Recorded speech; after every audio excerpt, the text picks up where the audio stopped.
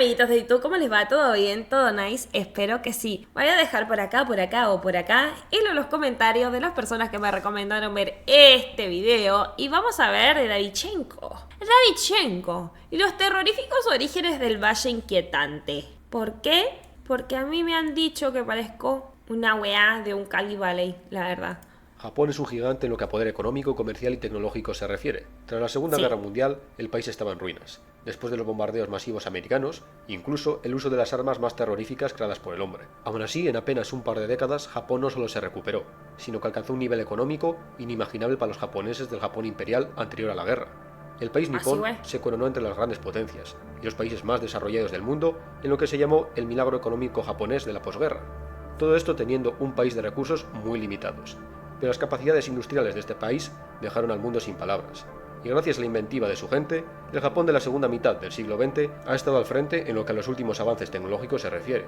Uno de los campos en los que este país sobresale sobre el resto es el campo de la robótica, especialmente en el campo de los androides, o autómatas que no tienen un objetivo de cumplir una función de montaje industrial, sino que están enfocados en servicios. Lo que ocurre es que ya desde los años 70, los japoneses pensaban que los autómatas del futuro debían tener un aspecto más humanoide, para hacer que los usuarios se sientan cómodos al ser atendidos por una máquina. Pero fue en esta década cuando el robótico e ingeniero Masahiro Mori descubrió algo sorprendente y bastante siniestro a la vez. ¿Cómo se llama este canal? Davichenko. Mori era el encargado de dotar a los androides simples de una apariencia más humana y ver la reacción de varios sujetos de pruebas hacia estas entidades robóticas con rasgos humanos. A medida que Mori observaba los modelos con los que los voluntarios tendrían que interactuar, el ingeniero comenzó a sentir una sensación de desasosiego, como si la energía de la sala hubiera cambiado. Esa sensación de estómago instintiva que parece decir que algo anda muy mal. Mori lo atribuyó al síndrome del creador, esa creencia de que no importa lo bien que lo hagas, siempre pudiste hacerlo mejor. Pero cuando comienzan las pruebas, los resultados hablan por sí solos. Una mayoría aplastante de los sujetos de pruebas dicen no sentirse a gusto con los robots, especialmente con aquellos con rasgos más humanoides. Ustedes, cuando ven robots medio humanoides, ¿les genera algo? No sé si se acuerdan de ese pequeño clip de este robotcito, este androidcito de una chica, no me acuerdo cómo se llama, que la gente decía que se sentía súper incómodo. A mí me genera algo como que negativo, ¿no? Como que sé que no tienen alma, me pone mal. Lo cual chocó a los investigadores, ya que el objetivo de estos robots humanoides en principio era hacer sentir a los usuarios más cómodos, pero resulta que son los robots con rasgos más mecánicos los que la gente prefiere antes que aquellos con rasgos humanoides. Cuando se les preguntaba a los sujetos sobre la razón de su decisión, comentaban que cuando interactuaban con los robots más antropomórficos, un sentimiento de peligro inminente les asediaba. Ante toda lógica, sentían como si aquella máquina de programación simplísima fuera a saltar sobre ellos en cualquier momento. En las declaraciones una palabra se repetía una y otra vez. Bukimi. Y así es como nació la hipótesis antropológica más controvertida y a la vez espeluznante. Bukimi no Tani, el Valle Inquietante. Acompañadme en este vídeo donde exploraremos a fondo esta hipótesis y las explicaciones más interesantes y perturbadoras que intentan dar respuesta a este rompecabezas macabro de nuestro cerebro. ¡Vamos! El Uncalibal. El señor Masahiro Mori publicó un ensayo acerca de los descubrimientos en una revista japonesa de los años 70. Es muy difícil encontrar una versión original, pero el gráfico de este artículo ya es reconocido por muchísima gente. Según este gráfico, y por lo general, cuando un ser comienza a tener rasgos antropomórficos entre comillas, nuestra afinidad hacia ellos es mayor, como ocurre con la mayoría de mamíferos, aves e incluso con muchos reptiles y anfibios. 2 ojos con pupilas, 4 extremidades, una parte que podemos considerar como nariz. Del mismo modo, nos sentimos muy incómodos frente a un ser que apenas tiene similitudes con nuestra anatomía, como lo que ocurre con los insectos, ojos compuestos, múltiples apéndices, élitros, exoesqueletos, antenas. Pero llega un punto donde esta regla se rompe. Es entonces cuando llegamos al Valle Inquietante. Una entidad se comienza a parecer excesivamente a un humano, pero todavía no ha alcanzado un grado de imitación suficiente para hacerse pasar por un humano. Es por ello que los maniquíes excesivamente realistas, las muñecas de porcelana, las malas animaciones 3D o los animatrónicos nos generan una sensación de rechazo que seguramente ya habéis experimentado. Por algún motivo. Güey, hubo una época, se me desbloqueó algo. Ay, qué incómodo. ¿Saben qué pasa? Siento que te miran exageradamente fijo y como que eso te pone incómodo. Yo soy de esos seres humanos que no les gusta como que el contacto visual. Y siento que estos bichos como que te clavan la mirada y me pone muy, muy incómoda. Me acabo de acordar de algo cuando era chica que le tenía miedo a los maniquíes. Era algo que había bloqueado. Muchísimas gracias. Algo que se ve como humano pero que no lo es. Un nahual o un skinwalker se podría decir que transmite esa sensación. Podría ser. Pasa que el nahual es una persona que se transforma. Entonces podrías verlo como un animal o un humano. No sé si genera eso. O sea, te da cosa el hecho de saber que se transforma. Lo desconocido y contra cualquier lógica, cuando observamos algo como esto, sentimos ese escalofrío bajando por nuestra columna vertebral, sudores fríos y nuestra amígdala mandando señales de alerta a todo nuestro cuerpo, como si la parte más primordial de nuestro cerebro nos estuviera diciendo: prepárate, porque es hora de salir corriendo. Otro dato al que se hace mención en este estudio es que el movimiento es igual de importante al aspecto físico en lo que al valle inquietante se refiere. Todos los animales, nosotros incluidos, tenemos una especie de lenguaje no verbal, gestos, movimientos, posiciones o expresiones faciales que indican a los otros seres vivos de su entorno, su estado de ánimo o intención. Estas reacciones ocurren naturalmente y son tan difíciles de controlar que los que son capaces de no mostrar intención alguna poseen una especie de superpoder, la cara de póker o poker face. Mori menciona que la incapacidad de los androides de moverse de una manera natural es un factor importantísimo en el valle inquietante. Da igual lo bien logrado que esté el androide, los movimientos erráticos o artificiales nos generan incertidumbre y sospecha. A pesar de que sepamos que se trata simplemente de una máquina limitadísima, nuestro cerebro lo interpreta como un peligro. Este ser que parece humano no lo es, y lo peor de todo, por algún motivo está intentando hacerse pasar por un humano. Mori pone como ejemplo lo ocurrido en la Exposición Mundial de Osaka del año 1970. Uno de los puntos fuertes de la exposición eran varios ejemplos de robots de aspecto y facciones muy realistas. Uno de los robots tenía 29 pares de músculos artificiales en la cara, al igual que nosotros, que le permitían imitar expresiones humanas. El diseñador comentaba que algo tan simple como una sonrisa es una secuencia compleja de contracciones y deformaciones de los músculos. En esta secuencia, la velocidad es vital. Cuando la velocidad de la Esa persona se parecía a Messi, perdón, tenía que decirlo. sonrisa se ralentiza a la mitad, algo que podría haber sido una sonrisa agradable se convierte en una expresión siniestra. Una bastardización de algo tan humano como es sonreír. En el estudio, Mori no llega ¡Ay! ¿Qué es eso? ¡Qué horror! Se parece a... ¿Vieron este video de Daft Punk? A eso, qué miedo. ninguna respuesta definitiva de la razón de esto. Al ser un estudio enfocado en la robótica, se concentraba más en intentar solventar este problema de diferentes maneras. Aún así, el señor Mori, sin entrar en muchos detalles, sí que nos da una pequeña reflexión final acerca de esta sensación del valle inquietante. Creo que hay un secreto muy profundo en esta figura llamada el valle inquietante. ¿Por qué estamos equipados con esta extraña sensación? ¿Es algo esencial para los seres humanos? Todavía no he considerado estas preguntas en profundidad, pero no tengo duda alguna que es una parte esencial de nuestro instinto de autopreservación. Este instinto integrado en nosotros de temer a aquel que se parece a nosotros, pero que obviamente no lo es, debe tener unos orígenes antiquísimos. Y a lo largo de las últimas décadas, muchos han tratado de buscar una respuesta al origen de este fenómeno. Entre las más aceptadas está la creencia de que esta sensación del valle inquietante es una estrategia evolutiva que nos hace evitar a aquellos con defectos genéticos, a aquellos individuos que hacen peligrar al grupo. Al igual que algunas aves en épocas de escasez de alimento deciden sacrificar a un polluelo más débil para evitar que el resto de la nidada mueran de hambre.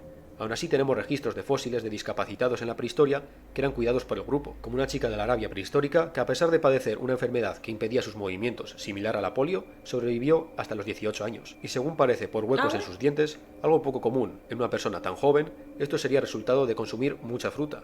Es decir, que sus familiares la mimaban alimentándola con dátiles y otros tipos de alimentos azucarados para hacerla feliz. Otra teoría similar a la anterior y que tiene conexión con los movimientos antinaturales que hemos mencionado antes es que el valle inquietante nos hace evitar a gente con enfermedades contagiosas que les hacen actuar de forma extraña.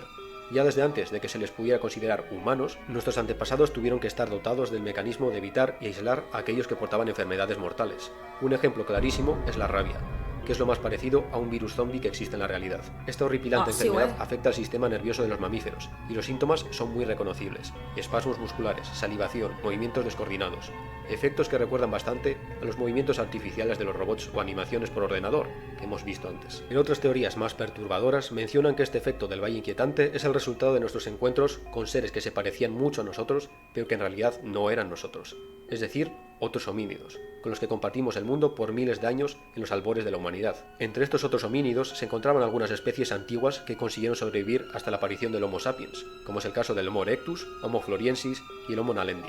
cuyo aspecto, desde el punto de vista de un humano, sería siniestramente parecido a nosotros, pero con facciones y plan corporal más animalista. Pero nuestro... Güey, claro, se pegaba en un cagazo. O sea, ahora nosotros, no sé si les pasa, ¿no? Pero a mí me pasa que por ahí veo como que ciertos animales que me generan como que algo de repelús. O sea, yo comprendo que son animales, pero digo, ay, qué miedo, ay, qué terror. Y me pasa un montón con los primates, ¿no? Hay los gorilas. Por ejemplo, vos lo ves y dices, ay, amiguito, te faltó tantito nomás para ser humano, porque qué terror. Tienen rasgos muy, muy parecidos a los nosotros y me causa miedito, les juro. Me pone como que incómoda ciertas cosas que hacen. Nuestra convivencia con estas especies fue muy breve y en zonas muy concretas y aisladas. En cambio, hubo otras 2 especies del género Homo con las que convivimos por un largo tiempo, para bien y para mal.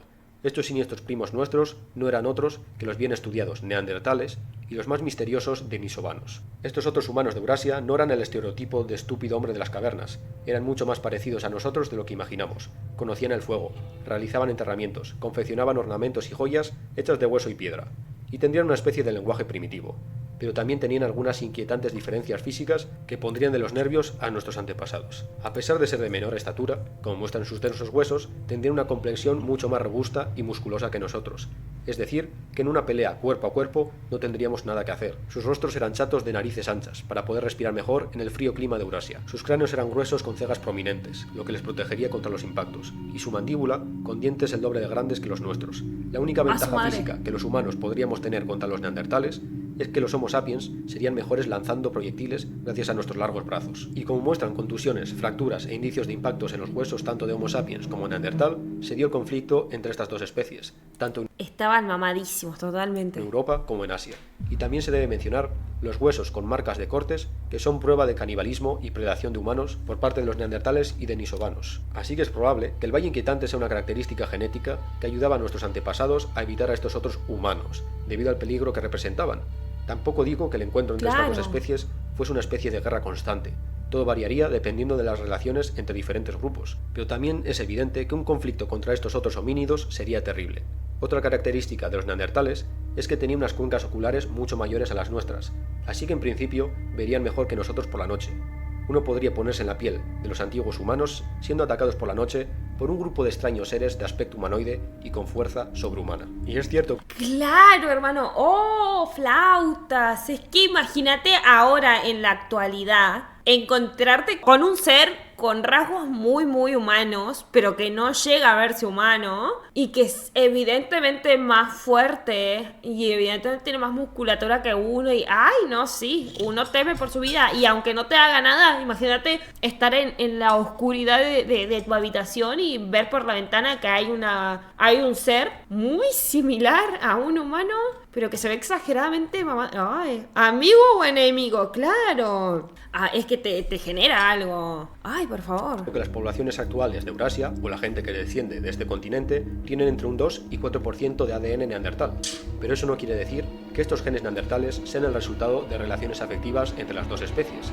Y puede que en realidad esta parte de neandertal dentro de nosotros sea el resultado de otras actividades de guerra que ya os estaréis imaginando. La razón de la extinción de los neandertales es tema de discusión, pero la gran mayoría de arqueólogos y paleontólogos coinciden que más que una especie de especicidio llevado a cabo por nuestros ancestros, la desaparición de estos primos nuestros fue un proceso natural, al igual que les ocurrió a muchas especies animales de la época, como una repentina era glaciar devastadora causada por una erupción volcánica, nuevas enfermedades, o el hecho de que se enfrentasen a un problema de endogamia debido a que vivían en grupos familiares reducidos.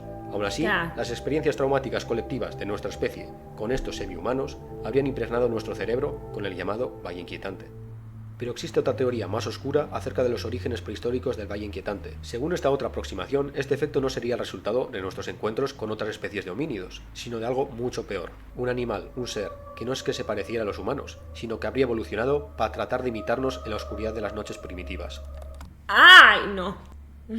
¡Ay, ya me dio cosita! Voy a sospechar de absolutamente todo lo humano que ve ahora. Para atraernos, llamar nuestra atención y hacernos dudar por un segundo valiosísimo en el que podríamos haber comenzado a correr, antes de abalanzarse sobre nosotros. A merced del miedo, la humanidad sobrevivió, el cuerpo inundado con adrenalina, ahogando nuestra fisionomía, poniendo a nuestro cerebro entre las horribles opciones de huir o luchar, poniendo a la humanidad alerta al enfrentarse a la muerte, intentando preservar nuestros genes. No había razón alguna para este rasgo grabado en nosotros, de por qué temblábamos al encontrarnos con lo que llamábamos perturbador, pero que no suponía un peligro real. Varado entre los precipicios de la seguridad y el peligro, cuando el cerebro lucha desesperadamente por responder, al valle en el que el parecido inexplicable hierve, como si se burlase de sus propios instintos, y nos aterra. Un vestigio de una era en la que nuestros ancestros los necesitaban desesperadamente para sobrevivir, algo que la evolución descartó, como nuestras muelas del juicio, como si quisiera mantener oculto algo aterrador de nuestros orígenes, para esconder las atrocidades de la antigüedad. Antes de la agricultura, cuando los humanos cazaban y recolectaban, cuando nuestro destino pendía de las manos de nuestra amígdala, cuando la oscuridad de la noche descendía sobre la tierra y hacía temblar nuestras piernas e imploraba que comenzásemos a correr, porque en estos tiempos antiguos los humanos todavía no sabíamos que lo inquietante era sinónimo de peligro, de algo que cazaba en la oscuridad, buscando sangre de presas tras una máscara familiar, el rostro de un antiguo Apex, contra el que la humanidad luchó, sin ayuda, tan solo con los consejos de nuestra hirviente amígdala, palpitando en percusión, destilando adrenalina, salvando al humano primitivo de la última pelea contra el mismo miedo. Pues eso ha sido todo. Una pequeña Hermano, cuando uno pierde el miedo de ir a la noche a la cocina, viene Daichenko y te hace recobrar ese miedo. Por favor. exploración de la teoría del Valle Inquietante. Espero que os haya gustado. El cómic del final corre a cargo de Marcus. Os dejo su Instagram en un enlace en la descripción. Echad un vistazo porque hace unos cómics y arte gótico muy buenos. Y ya sabéis lo que toca ahora. Si os ha gustado, dad like, compartid y suscribiros al canal. Bueno, ya nos vemos en el siguiente vídeo. ¡Chao! ¡Chao! Hermano. Yo veo un robot ahora y lo recago a trompada. ¿Qué querés que te diga? Yo veo ahora mismísimo un robot y Diosito lo salve de mis puñetes. Güey, ¿saben que esto me hizo pensar que sería muy muy bueno que haya una serie? ¿No? Una película basada en esto. Sería muy muy buenísimo. Y no de la parte como que más de terror, sino como de la parte real, ¿no? De lo que hubiese pasado con nuestros ancestros. Estaría muy bueno, impresionante. Me gustó mucho este video, está buenísimo. Cómo me encanta. Te caes medio Daichenko. Güey. Llego a ver un robot ahora y Sarah Connor un poroto al lado mío, totalmente. Hermano. Antes de dormir pongan una lámpara de noche. Por las dudas. Pongan ruido de fondo para evitar cualquier cosa y que no los boludeen. Por favor. Tremendo. Fue divino. Nos vemos. Amiguitos de YouTube. Muchas gracias por el que recomendó este video. Estuvo muy nice. Si el video te gustó, dale a like y compártelo con tus amigos. Si no, ¿entendiste?